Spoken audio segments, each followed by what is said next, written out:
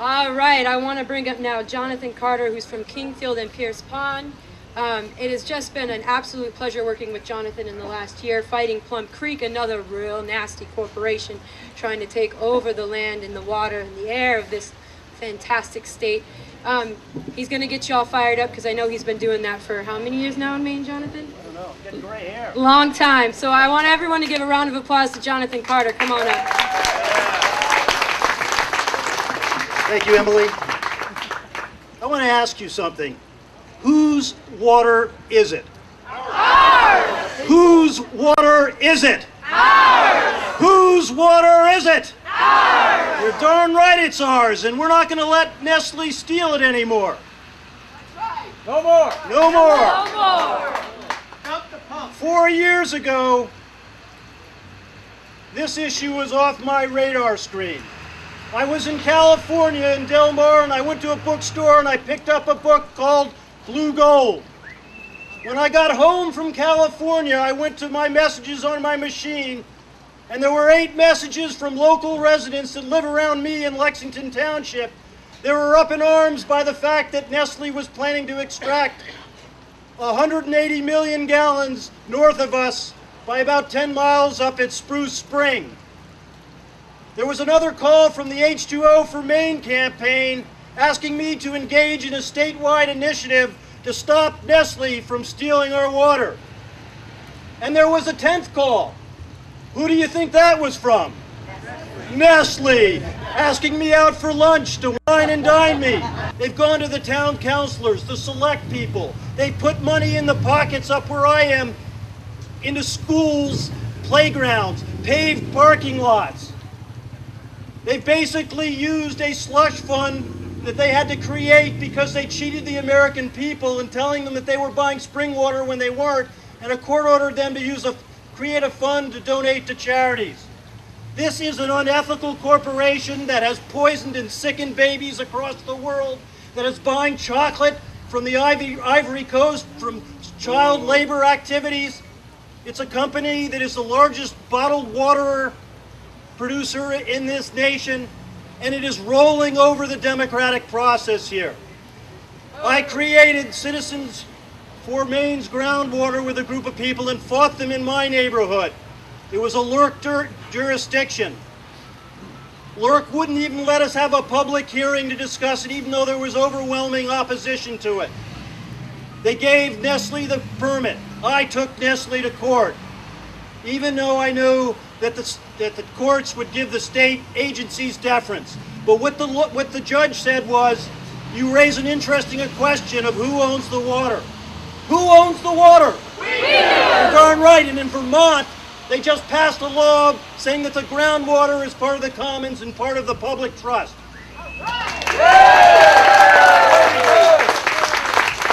Well, Nestle didn't stop there. When we were running the Citizens Initiative, you know how they rolled over the democratic process? They sent their goons into the polling place. And our people who were collecting signatures in the name of democracy and name the initiative process were intimidated, were attacked. They had signature collectors crying.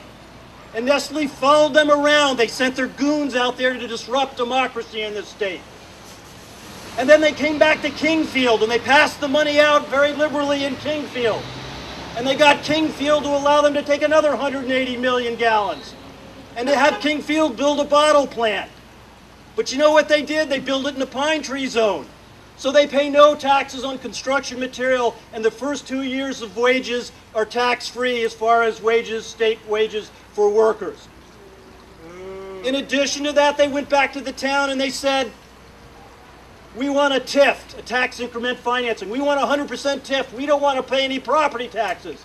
And they convinced the town to give them 100% TIF because if indeed they didn't accept the TIF, then the state would take over $1 million away in education funding. That comes from whose tax dollar?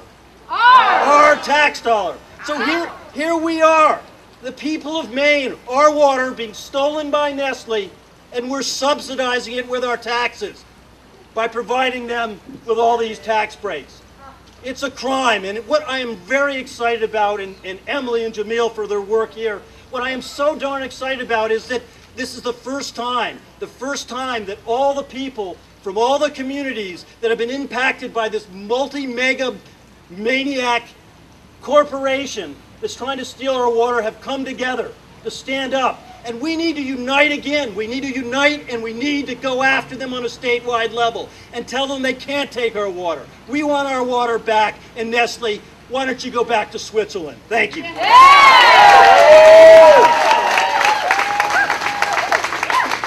All right, thank you, Jonathan. All right, next up, again, another amazing person who inspires me every time I get to be in his presence.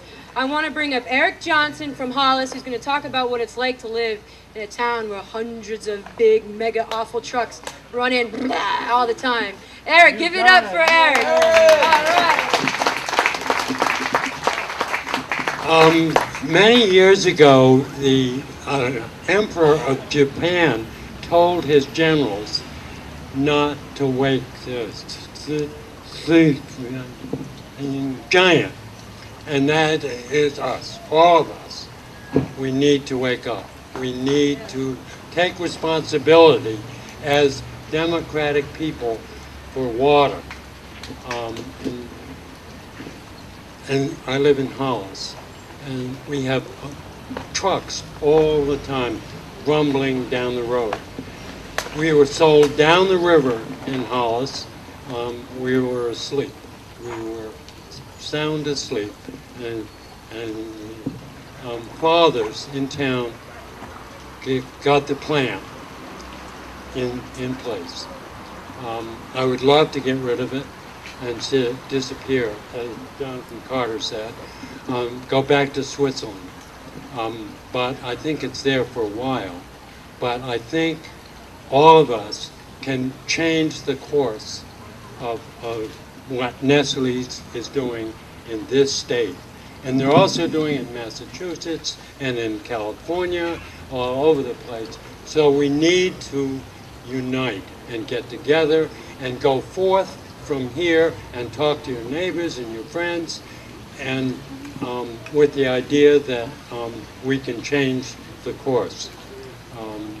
And it's terribly, terribly, terribly important.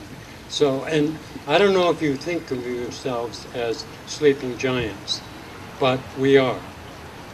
We have been asleep in many, many areas. We own the world. It's ours. It's not our politicians. It's not our mayors or selectmen. It's ours. And we need to stand up for what we believe in.